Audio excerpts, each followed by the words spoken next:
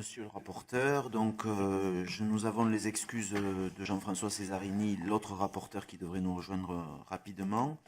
Et donc, je remercie monsieur le Premier ministre Jean-Pierre Raffarin d'être parmi nous ce matin, d'avoir accepté de venir devant notre mission. Alors, lorsque vous étiez Premier ministre, vous avez lancé l'acte 2 de la décentralisation et la loi constitutionnelle relative à l'organisation décentralisée de la République a été promulguée en 2003. Elle a été suivie des lois organiques du 1er août 2003, l'une relative à l'expérimentation par les collectivités territoriales, préalable à toute politique différenciée de décentralisation, et l'autre relative au référendum local. La loi organique du 29 juillet 2004 précise la notion des ressources propres des collectivités. S'y est ajoutée la loi du 13 août 2004 relative aux libertés et aux responsabilités locales.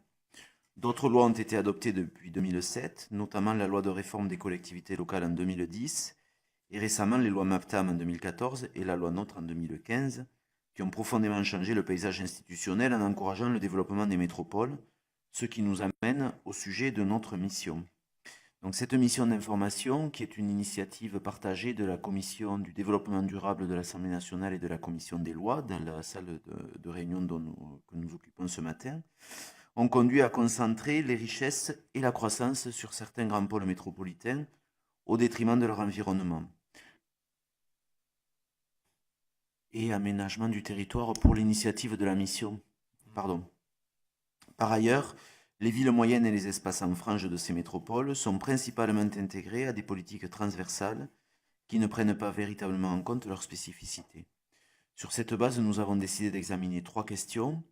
Comment faire émerger un cadre propice à la construction de communautés de projets assises sur des pôles territoriaux?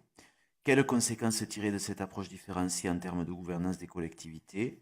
Quels mécanismes de solidarité et de soutien du développement économique?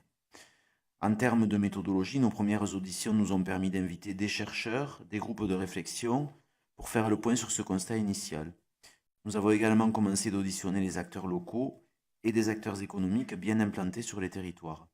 Votre réflexion va évidemment nous être très précieuse, à la fois sur les constats que vous avez pu faire et que vous pouvez faire, et sur les solutions que vous aurez à nous suggérer.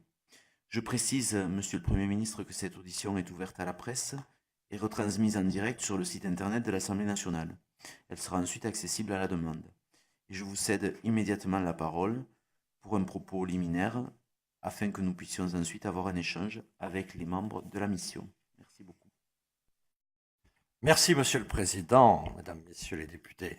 C'est moi qui suis honoré de pouvoir échanger avec vous sur un sujet qui est la passion de ma vie. Une quarantaine d'années engagées dans la vie, notamment la vie locale, 18 ans d'exécutif régional à la tête de Poitou-Charentes, président de l'ARF. Mon propos est engagé, naturellement. Je suis un Girondin, donc je ne vous jouerai pas la carte de la neutralité et de la sagesse qui dépasse tout. Je suis engagé. C'est un sujet sur lequel je travaille depuis longtemps et pour lequel j'ai, avec le temps, quelquefois évolué et voire changé d'un certain nombre de mes analyses.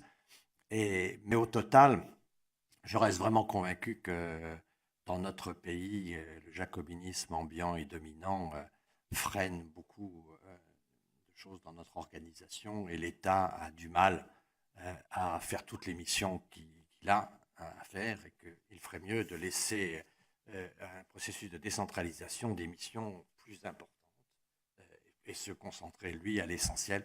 Le général de Gaulle disait que le président de la République est l'homme en charge de l'essentiel. Dans la République, il faut que l'essentiel tourne avec l'État et que pour le reste, la décentralisation doit, de mon avis, être plus forte. Par rapport aux objectifs de votre mission, je voudrais dire trois choses liminaires.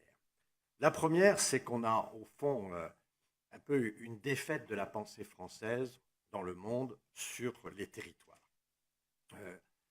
En fait, c'est cette victoire des métropoles qui était pensée par Olivier Guichard au début de la data comme 22 métropoles d'équilibre qui sont devenues 8 métropoles d'attractivité. Donc on n'est plus dans la logique de l'équilibre, on est dans la logique de l'attractivité. Donc je pense que ça, c'est un sujet majeur. Je pense que cette défaite est une défaite, au fond, qui fait que notre modèle territorial est assez singulier et que les villes sont en train de devenir mondialement le vecteur de développement. Et je crois que tout ça est en grande partie dû aux pays émergents qui ont porté leur développement à partir de leur ville. Et vous avez maintenant, partout dans le monde, une compétition des villes qui s'organise sur ce qu'on pourrait appeler une sorte de pensée unique mondiale, qui est liée par exemple au changement climatique, qui est liée à la mobilité, à la ville durable, à la smart city. Il y a une sorte de consensus mondial aujourd'hui sur le fait que le développement est quelque chose qui va être construit à partir des villes. On voit même en Afrique des gens qui commencent à nous dire attention, l'avenir est plus à travailler avec les villes africaines qu'avec les États. Il y a d'ailleurs des villes dont le rayonnement dépasse celui des États. Donc c'est quelque chose qui n'est pas lié à la France et à l'Europe seulement.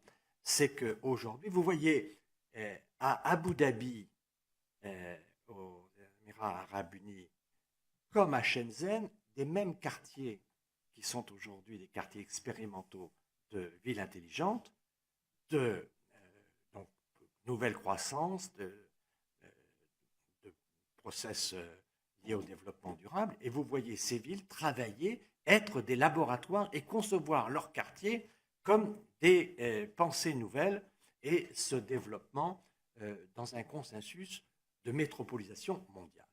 Donc là, je pense qu'on a affaire à quelque chose qui est un processus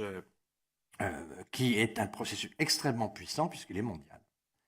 Et en fait, dans ce contexte-là, nos villes se sont positionnées de manière originale. Souvent, on entend dire dans ce monde nouveau que depuis 30 ans, rien n'a été fait. S'il y a quelque chose qui a été fait, c'est que nos grandes villes sont devenues belles et attractives.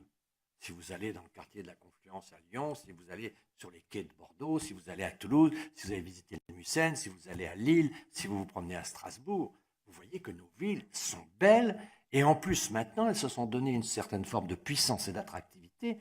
Donc dans la compétition mondiale des métropoles, la France a une carte à jouer. Ça c'est un problème pour nous parce que naturellement, face à ce problème-là, il y a des contreparties. Mais je voulais insister sur ce premier point qui est que le phénomène métropole est un phénomène qui est porté par un sorte de consensus mondial, mais dans ce consensus, finalement, nos villes sont capables d'être des villes à la fois belles, culturellement développées, attractives, et en même temps modernes, avec une mobilité, avec toutes les technologies d'aujourd'hui. Ce qui fait que dans la compétition des métropoles, Bordeaux, Lyon et toutes les autres n'ont pas à rougir et la France n'a pas à se sentir faible parce que certes Shenzhen, Wuhan, Abu Dhabi, Dubaï ont des attractivités qui sont liées à leur urbanisme, mais avant qu'on trouve des qualités urbaines comme ce que nous avons en France, on a quand même là une carte à jouer. Donc ça, je pose ça ce premier point pour pas qu'on rate quand même sous prétexte qu'on va travailler sur les défauts de ce système, qu'on en oublie les qualités. Alors le deuxième sujet, c'est qu'au fond, on a raté depuis une trentaine d'années, autant je crois qu'on a réussi à avoir 8 grandes métropoles attractives, et, je ne vais pas citer Nantes, mais Nantes est une ville aussi formidablement attractive. Donc, dans ce contexte-là, on a quand même raté depuis 30 ans nos politiques de soutien à la ruralité. On en a fait des plans, on en a fait des lois, on en a fait des... Mais au total, on a raté globalement le soutien à la ruralité. Pourquoi ? Parce que, au fond, d'abord, je crois qu'il y a deux ruralités qu'il faut bien distinguer. La ruralité connectée et la ruralité isolée. Quand vous êtes connecté à une grande ville, vous êtes à 30 km, et il est clair que dans ma bonne ville de Poitiers, quand vous habitez à 20-25 km de Poitiers, que vous travaillez pour l'une des 3 grandes entreprises de Poitiers, que sont la mairie, l'hôpital et l'université, vous allez travailler à 30 km, accession à la propriété. Vous vous promenez au mois de mai, au mois de juin dans le Poitou profond, ça sent le barbecue partout, et ils sont tous dehors. Là, il y a une qualité de vie qui fait que les banlieues de ces villes-là sont assez peu denses parce que les gens sont allés habiter à 20-30 km. Alors, ils vivent dans un système rural, mais c'est un système rural dans lequel l'emploi est urbain. Et donc, le système un système rural est un système financé, est un système attractif. Je crains de ce point de vue-là les décisions qui ont été faites sur les intercos, l'agrandissement des intercos, parce qu'on voit bien que ce qui est en train de se passer, c'est que la ruralité active, connectée, est entrée dans les agglos et qu'on laisse plus seul encore la ruralité isolée. Et dans beaucoup de départements, naturellement, la ruralité active, qui était grosso modo à 30 km de la ville, et la ruralité isolée à 60, vous vous trouvez dans le système où finalement, à 60, on est encore plus isolé quand les petites villes qui étaient à 30 sont tournées vers la grande ville plutôt que de se tourner vers le monde rural. Donc là, je pense qu'il y a quand même un sujet.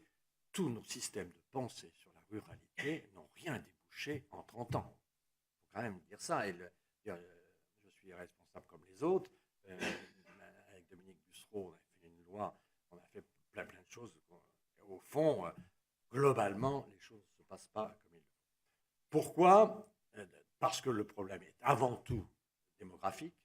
Il n'y a que de richesse que d'hommes, avec des démographies déclinantes. Il n'y a plus de marché, il n'y a plus d'effectifs scolaires suffisants, il n'y a plus. Et donc, on est dans une dépression globale. Et donc, ça, je pense que ça va s'accélérer par les intercos qui vont absorber la ruralité connectée, la ruralité active. Et aussi, je pense que tout ça va s'accélérer par les métropoles qui ont une attractivité. Milan, Barcelone avaient ça déjà il y a quelques années, qui avaient gagné évidemment ce statut. Et maintenant que les villes, quand je vois Bordeaux, je me dis comment des jeunes ingénieurs viendront à Angoulême alors qu'ils seront à 40 minutes de Bordeaux et qu'à Bordeaux, ils auront un style de vie et des services qui sont plus larges qu'Angoulême. Et donc, ces petites villes et ces villes moyennes vont être terriblement dépendantes de la métropolisation et que je ne vois que les axes de développement autour des systèmes éducatifs et des systèmes de formation, y compris avec le développement du digital, pour essayer de maintenir une activité. Donc ça, je pense que c'est notre sujet majeur. Moi, je crois que pour avoir une pensée nouvelle sur ce sujet, il faut prendre le sujet par la démographie et de se dire comment est-ce qu'on peut essayer de redévelopper des activités. En ce qui concerne la ruralité, je crois que ça a été fait dans certains autres pays. Je pense qu'on pourrait peut-être tenter une opération qui avait marché et qui avait été extraordinairement diffuse, qui étaient les zones franches. Mais je pense que nous avons un certain nombre de territoires qui sont très fragiles et pour lesquels, au fond, on aurait des bonnes localisations pour faire des zones de développement interdépartemental prioritaires. Je pense par exemple à le territoire de la Lozère, de l'Aveyron et du Cantal, où là, vous avez, vous prenez cette petite frontière-là, des trois, et vous faites une zone de développement spécial, c'est-à-dire de faire une zone sans fiscalité pour les entreprises, faire une zone hyper attractive. Vous faites un développement comme ça. Vous avez, il y a plusieurs territoires de cette nature. Vous avez le beau département de la Vienne, celui de l'Indre, la Creuse et la Corrèze qui ne sont pas loin, où là, vous pouvez faire également quelque chose. Vous pouvez prendre l'Orne, la Mayenne et la Manche. Vous avez aussi une zone de 10-15 km là, où vous avez 3 départements qui pourraient être impliqués. Vous avez la Marne, vous avez l'Aube, vous avez la Meuse, et vous avez sur la Haute-Marne, vous avez là aussi 3-4 départements qui se croisent. Si dans 3 ou 4 territoires comme ça, on fait des zones de développement spécial pour ramener, mais non pas 500 emplois, mais pour ramener plusieurs milliers d'emplois, pour essayer de densifier, au moins qu'on crée des pôles ruraux à développement puissant. Je pense que tant qu'on n'aura pas réussi à déplacer l'emploi vers ces sites, on aura des difficultés. Donc moi, mon approche, ce serait de dire, et de confier ça dans une logique départementale, parce qu'un département qui aurait une partie d'un pôle à gérer se mobiliserait, s'intéresserait au sujet, et naturellement, cette coopération interdépartementale ferait qu'il y ait une mobilisation politique assez large, parce que ce sont des territoires qui résonnent sur une partie de France assez grande. Je pense qu'il y a là quelque chose qui pourrait peut-être changer notre système. Et l'avantage d'un système comme ça, c'est qu'on peut procéder pour l'État de manière itérative, c'est-à-dire qu'on n'est pas obligé de lancer 10 zones tout de suite. On peut en commencer une, on peut en commencer deux, on regarde comment les choses marchent, on regarde ce qui peut se faire. Mais je crois que si on ne fait pas une impulsion forte pour faire quelque part des pôles de ruralité attractives, on aura des difficultés majeures, et la métropolisation à laquelle on n'échappera pas et dans laquelle nous avons des chances, il faut quand même essayer d'éviter que notre politique pour l'équilibre du territoire vienne à affaiblir nos métropoles. Donc il faut créer autre chose à côté pour ne pas affaiblir les métropoles et développer. Donc je voulais vous dire ça parce que je voulais venir vous voir, j'ai réfléchi à ça avec une proposition. Je pense que des zones spéciales, c'est la seule façon que je vois aujourd'hui pour éviter ce à quoi on assiste.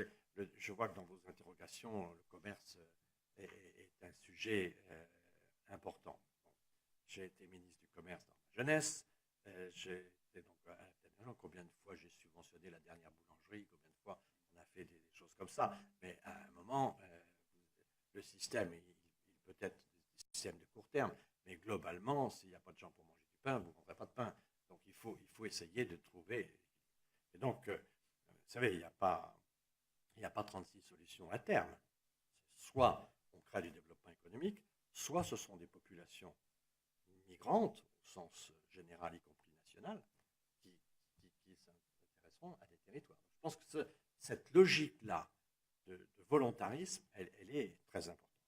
Et je termine sur la décentralisation en général pour dire, et notamment pour notre 5e République, il y a quelque chose qui est quand même, je trouve, regrettable dans la République, c'est qu'on fait du président de la République, de nos institutions, le responsable du chômage. Tous les mois, on sort le carnet de notes du président de la République, le chômage monte, le chômage baisse, c'est bon, c'est mauvais, etc. Je trouve que ce n'est pas un pays mature. Aujourd'hui, il y a un responsable du chômage et de l'emploi, ça doit être les régions. Les régions, elles font le soutien à l'export, elles font le soutien au recrutement des cadres, elles font le soutien à la technologie, elles ont beaucoup de choses que ça. Je ne vois pas personnellement pourquoi on ne confie pas la politique de l'emploi aux régions. Et que le président de la République, comme le gouvernement, dise cette année ou ce mois-ci, écoutez, je félicite le Nord-Pas-de-Calais et je trouve que PACA aurait pu se bouger un peu plus. On met protéger l'État. Défendre la République, c'est aussi faire en sorte que l'État ne soit pas exposé à tout et ainsi se trouve fragilisé parce qu'étant exposé à tout, il est responsable de tout.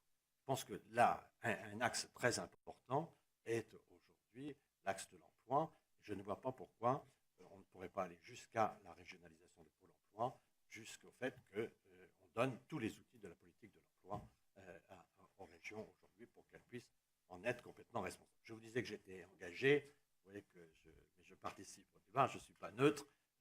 Je pense vraiment que notre État est congestionné par le haut et que c'est comme pour les jours où il y a de la neige, dès que ça devient un peu rapide, la congestion fait qu'il y a blocage. Il faut laisser les choses respirer, se consacrer à l'essentiel, les questions de sécurité, les questions de diplomatie, les questions de défense, un certain nombre de grands sujets, et laisser respirer le pays.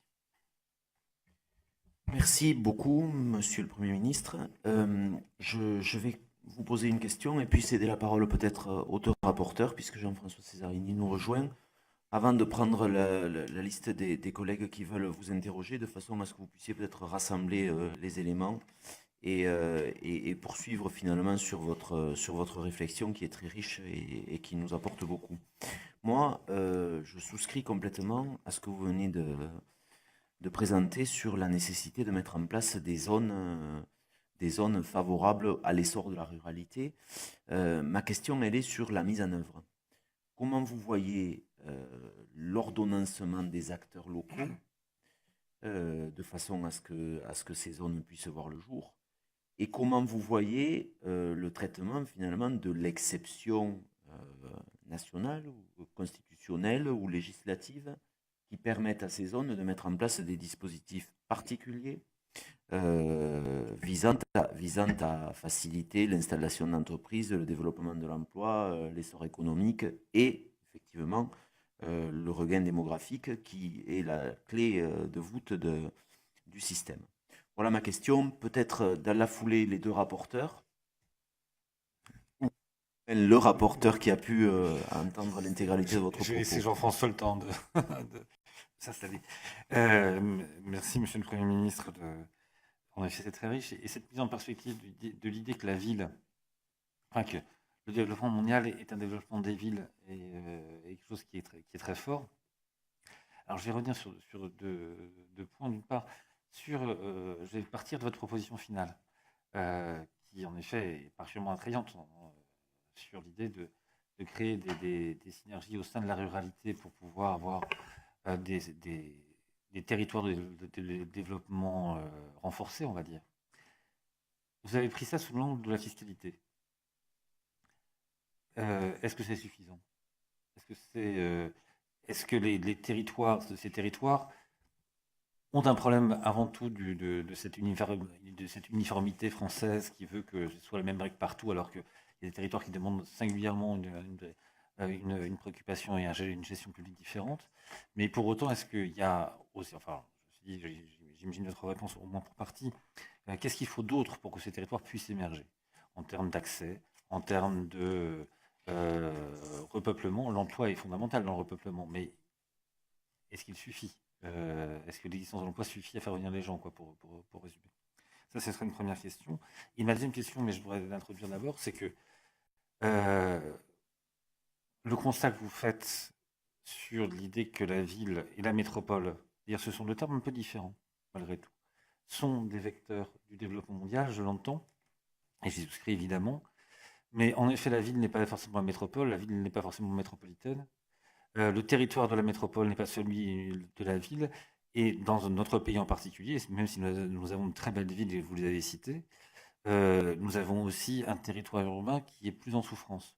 Au sein des métropoles, d'une part, parce que les métropoles ne sont pas totalement homogènes, et en périphérie de la métropole.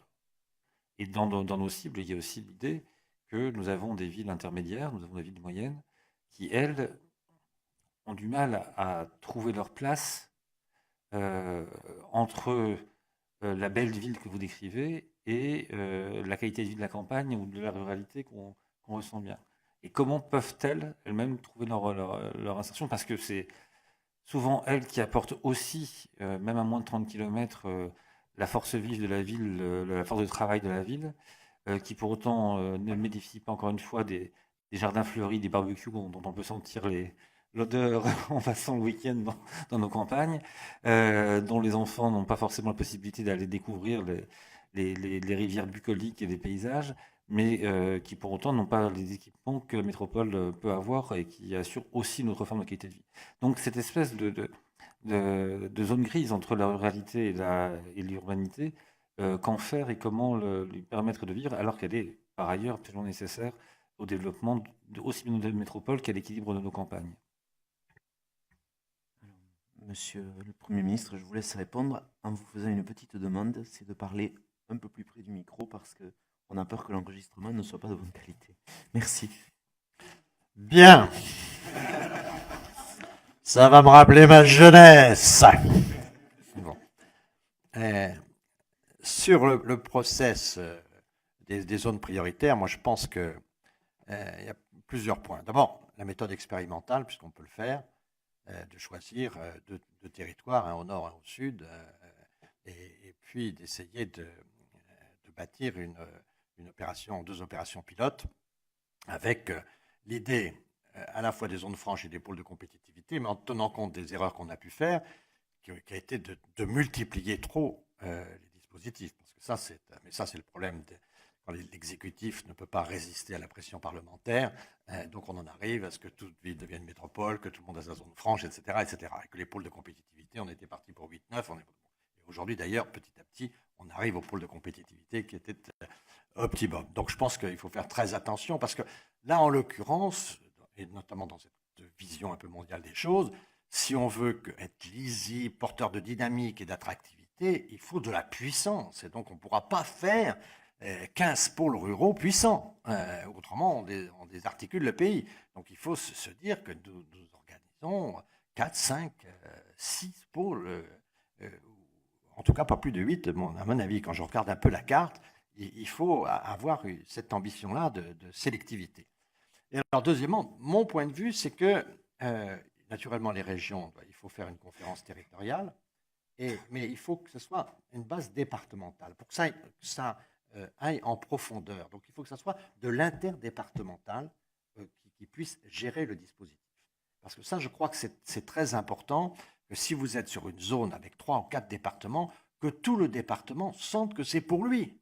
Et que ce n'est pas seulement le nord, ce n'est pas seulement le sud, ce n'est pas seulement l'est, ce qu'on voit toujours dès que vous faites un progrès quelque part, il y a, ah oui, mais il n'y en a que pour le nord, il n'y en a que pour le sud, bon, enfin, on connaît ça les uns et les autres. Donc moi, je pense qu'il faut que les départements puissent avoir une action locale d'aménagement et puissent ainsi accompagner une action de l'État. De ce point de vue-là, il nous faut un commissaire qui pourrait être rattaché à M. Albertini, que vous allez entendre tout à l'heure, aux fonctionnaires de grande qualité, mais qui n'a plus l'outil qu'on avait avant sur la data. C'est un autre sujet, c'est ce qui veut dire aménagement du territoire. En France, on a toujours confondu décentralisation et aménagement du territoire. C'est deux choses très différentes, et donc l'aménagement du territoire, de mon point de vue, doit être principalement contractuel. Moi, j'étais plutôt, naturellement, j'ai fait ça à 18 ans en tant que président de région à négocier des contrats de plan. Je trouve que le contrat est le lieu où l'État dit ce qu'il souhaite, ce qu'il impose d'une certaine manière avec force, et c'est la cohérence nationale. D'un côté, il y a la cohérence, et de l'autre côté, il y a l'initiative. Et donc, il faut tenir compte de l'initiative. Et donc, on fait un contrat qui équilibre. Et de ce point de vue-là, il nous faut un outil. Et je regrette beaucoup que la data ait été baladée dans plusieurs ministères, y compris l'agriculture manque, alors que son outil, c'est d'être dans les mains du Premier ministre. C'est ce qu'est un problème de notre République aujourd'hui, c'est que le Premier ministre n'a plus beaucoup de moyens sur l'emploi. Donc, la seule façon d'agir sur l'emploi aujourd'hui, compte tenu de la décentralisation, c'est le contrat. C'est à s'appuyer sur les régions pour faire certaines choses, et puis définir un certain nombre d'axes qui sont des axes régaliens sur lesquels l'État exige une orientation.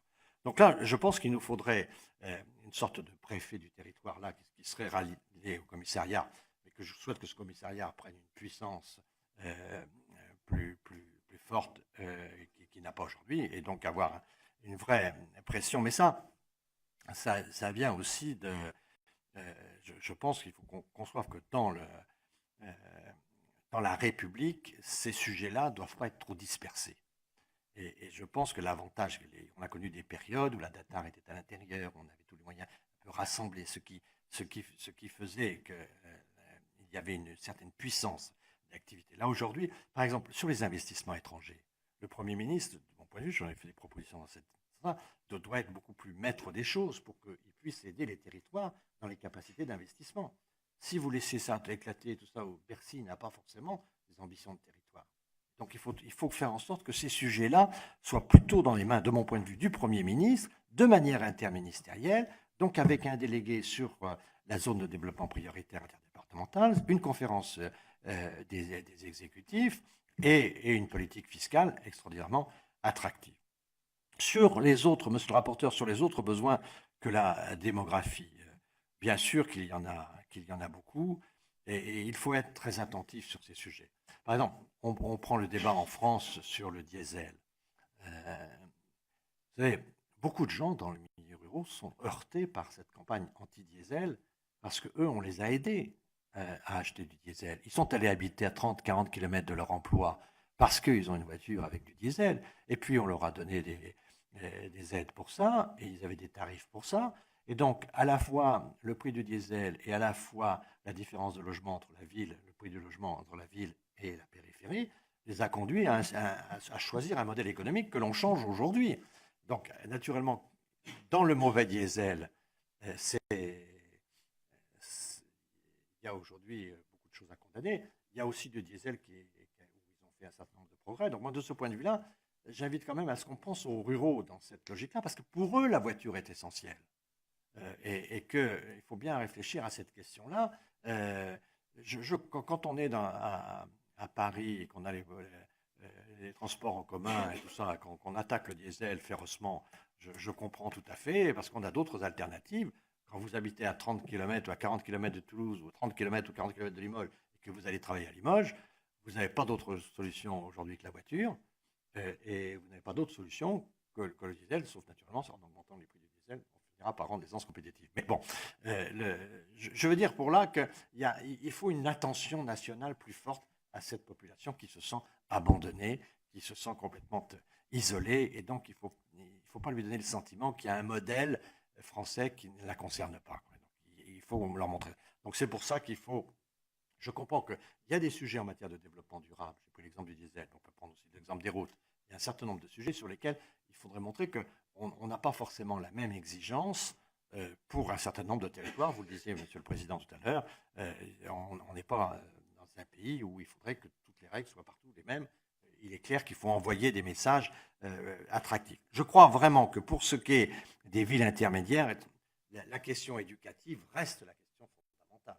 C'est la matière grise qui est la logique de l'avenir, c'est la valeur ajoutée, plus exactement l'intelligence ajoutée qui est l'avenir des territoires. Et donc, quand une école ferme, et surtout pour les villes moyennes, quand un lycée ferme, quand un collège ferme, quand on n'est pas capable de maintenir une école d'ingénieurs, qu'on est obligé de fermer des écoles de commerce ou des choses comme ça, là, quand on perd de la puissance de fabrication de l'intelligence, c'est là où on perd de l'avenir. Et donc ça, je pense que c'est un sujet très très important, et notamment, je ne sais pas, sur le digital, vous êtes aux affaires, donc vous avez les contacts qu'il faut. Moi, je voyage beaucoup, j'observe tout ça. Ce que je vois, c'est que les plus engagés dans tout ça ont une visibilité de 2 à 3 ans. Hein. Et des choses qu'on n'imaginait pas. On n'imaginait pas que le paiement par les smartphones se répandrait en Afrique, en Chine, comme il est en train de se répandre. On voit que les choses sont en train de bouger terriblement. Donc là, cette matière grise-là, il faut peut-être qu'elle n'a pas besoin d'être concentrée, peut-être qu'elle peut être adaptée aux villes moyennes. Donc, mais ça, on ne le fera pas sans formation, sans matière grise, sans investissements colossaux dans l'intelligence territoriale. Ça, je pense que il n'y a pas d'avenir.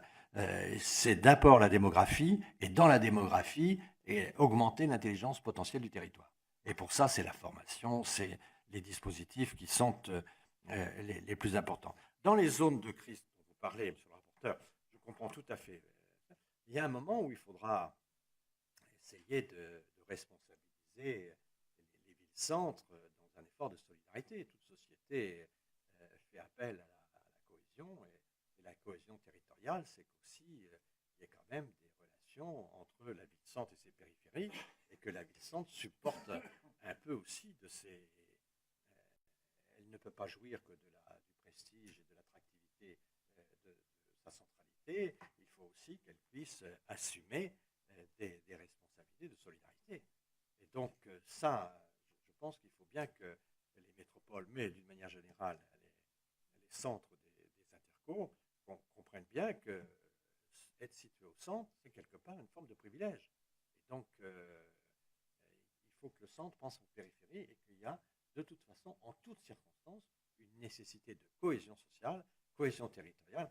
J'ai servi un président de la République, qui était Jacques Chirac. C'était, sur tous les sujets, c'était la ligne directrice permanente de ce qu'il veut. La cohésion sociale, la cohésion territoriale. On ne le disait pas réformateur, c'est contestable, mais le fond de l'affaire, c'est que ce qui comptait pour lui, c'était la cohésion, qu'il n'y ait pas trop d'écart sur un territoire pour ne pas créer des frontières nouvelles et des nouvelles.